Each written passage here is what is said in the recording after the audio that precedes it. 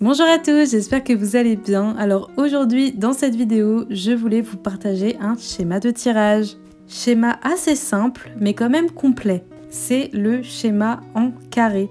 Donc je vais vous faire deux tirages différents, voilà, deux exemples, et j'espère que ça vous aidera pour l'interprétation de vos prochains tirages, que ce soit pour vous ou pour les autres. Donc je vais utiliser deux tarots parce que moi je préfère les tarots aux oracles, et je vais utiliser du coup le tarot de l'illumination et ensuite le grand Tétela.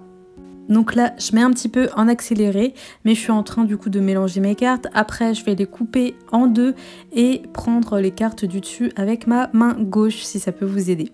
Donc, première carte, on a le diable, que je mets en haut à gauche. Deuxième carte, on a le 9 d'épée, que je mets en deuxième à droite. Et pour finir, la troisième carte, je vais la mettre en haut à droite. C'est le 2 de coupe. Donc ici, à quoi correspondent ces lignes? Alors c'est les atouts, les points forts, les acquis, le potentiel, mais ça peut être aussi l'état actuel du consultant. Donc là, par exemple, si je prends la question de Léa, vais-je retrouver l'amour? Qu'est-ce qu'on va comprendre de ces trois cartes? À travers ces trois cartes, on peut comprendre qu'en ce moment pour Léa c'est un petit peu compliqué, même très compliqué, que ça l'empêche même de dormir, que vraiment elle est triste en ce moment. Elle broie du noir et elle ne sait pas son avenir, elle a peur de retrouver personne parce que elle pense encore parfois à son ancienne relation et elle a l'impression qu'elle ne pourra pas retrouver mieux et elle a peur de ça en fait Léa. Donc on pourrait aller encore plus loin mais on va continuer dans le tirage. Donc quatrième carte. Là, on a le 6 d'épée à l'envers.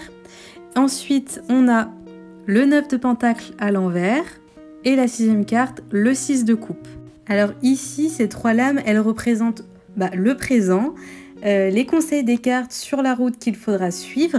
Et donc pour Léa, qu'est-ce qu'on peut conclure là sur ces trois lames? En fait, Léa, c'est quelqu'un qui se complaît un peu dans la situation actuelle. Parfois, même quand on a une situation difficile, on a peur du changement et du coup, on reste dans cette situation.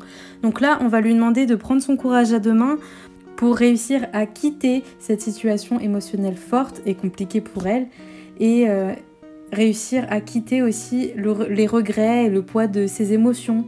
Voilà, quitter cette situation qui est pour elle un gros bagage émotionnel.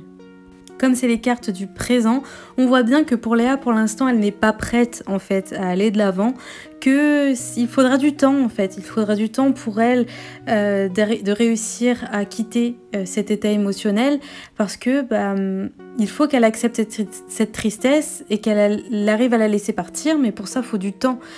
C'est un deuil de quitter quelqu'un, de quitter une relation, c'est un deuil, donc ça met du temps.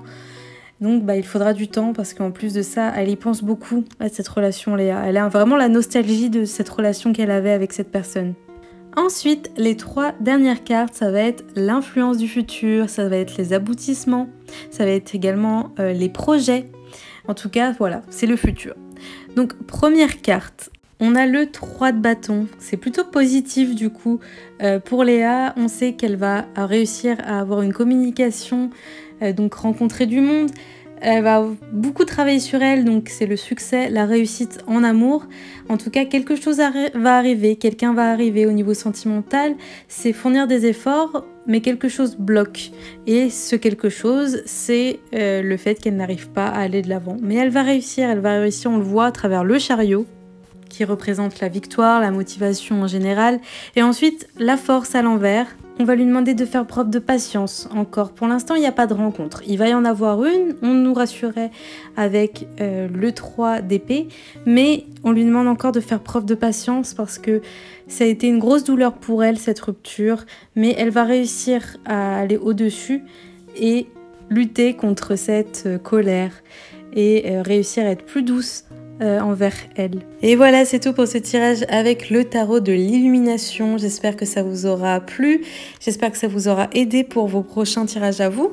Sachez qu'il n'y a jamais vraiment une seule interprétation, il y en a toujours plusieurs, donc si moi je vois ça, vous pouvez voir autre chose et c'est pour ça qu'il existe plusieurs cartomanciens, cartomanciennes. Donc à vous d'ajuster au moment T lorsque vous aurez la consultante ou le consultant pour pouvoir doser et écouter votre ressenti à ce moment-là. Là c'était un tirage fictif, donc j'ai vraiment fait comme si c'était un vrai tirage, mais j'ai été quand même un peu moins loin parce que j'avais pas les informations sur la personne, donc c'est moins évident. Je vais préparer la deuxième partie du tirage au carré sur mon Patreon. Je vais expliquer aussi d'autres schémas de cartes si ça peut vous intéresser, mais ça se passe là-bas. L'abonnement commence à 4,50 € si ça peut vous intéresser. Je vous laisse aller faire un tour.